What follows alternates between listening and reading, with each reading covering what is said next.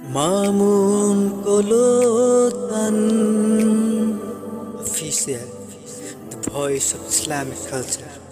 We sing for Allah. আসসালামু আলাইকুম।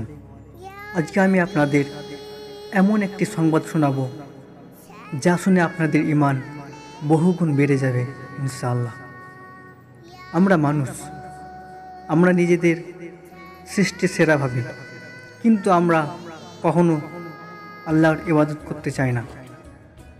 কিন্তু সারা বিশ্বের যত মাখলুকাত আছে তারা যে আল্লাহর ইবাদত করে তার জলজান্ত প্রমাণ দেখুন আজকে সৌদি আরবের পবিত্র কাবা শরীফে।